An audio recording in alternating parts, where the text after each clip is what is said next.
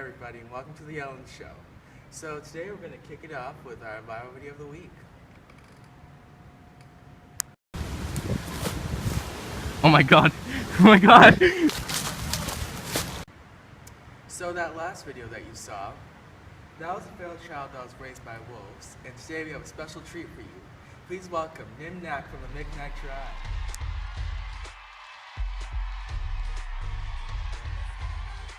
Nimnak, how's it going?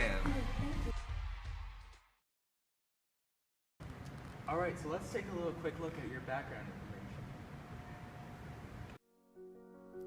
The tales of children living in the wild, raised and cared for by other animals, have intrigued the science community for ages. Through the years of modern development in human culture, it has been hard to get primary sources from these individuals. All has been true up to recent years, when a young girl has been found roaming in the Northwest Territories along the open tundra. Her name was Nimnak, a young girl found at the age of 8 with a pack of wolves. She was found by a hunting expedition 200 kilometers from the city of Yellowknife. They were flying over the tundra researching the migration routes of many native species, but while they were searching, they saw what appeared to be a young girl being attacked by wolves.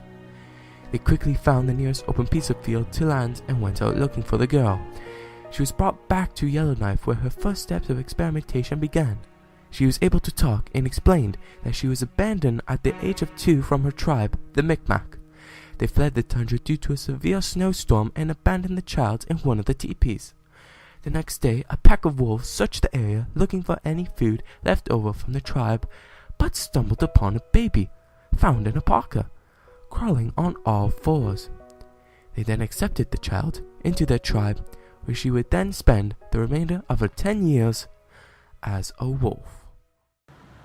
Please welcome Cameron, who has a PhD from the University of Oxford in psychology.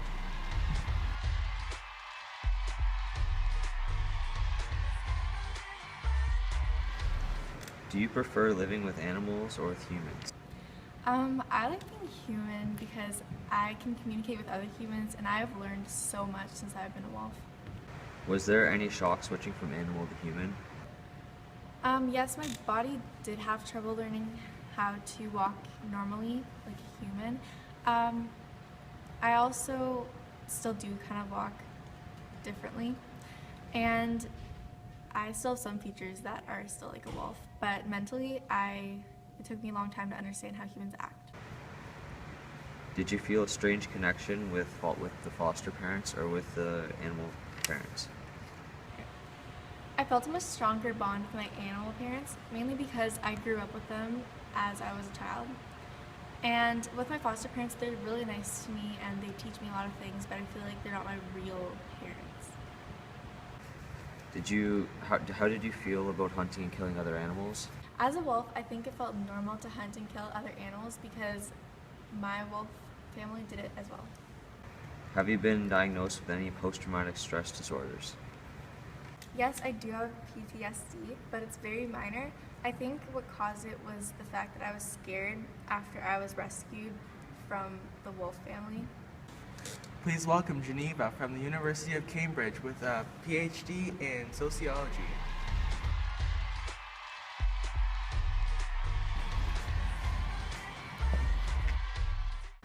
Hi there, Nimnak. So, how did you interact with the wolves? I howled and learned how to hunt the same way, and since I was at the crawling stage, I was very comfortable with being on all fours as a wolf, and my mother was very nurturing to me. So you were raised by wolves, and was the method of raising wolves different or similar to humans? The methods were similar. I got love, care, and nurture from both, but with humans, I didn't have to be as independent as I was with the wolves, but I think I loved my wolf family more. What were the wolves' opinions on humans? I'd say wolves didn't like humans because they tried to take me away many times from my wolf family. Is it difficult to interact with the other 12-year-olds at school? I think it is difficult to interact with other 12-year-olds because I'm not the same as they are, and I was raised differently than they were. But I do have some friends, and we hang out sometimes and go to the mall after school. How have you adjusted living? My parents are nice and I'm very thankful for them, but I do miss living with the wolves. Next up, we have Marco from the University of Harvard with a PhD in anthropology.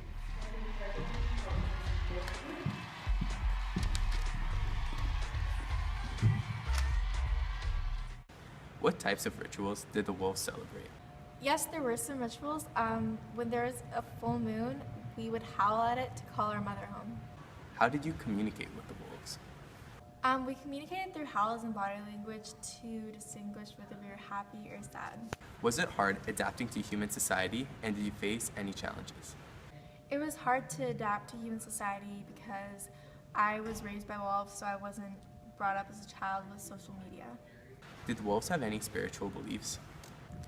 Yes, they did have spiritual beliefs. We would howl to free our inner and outer spirits. Were there any rituals you engaged in before hunting? There were no major rituals, but before we started hunting, we would have a tradition of howling before embarking on our hunt. Thanks for coming, and we'll see you next time.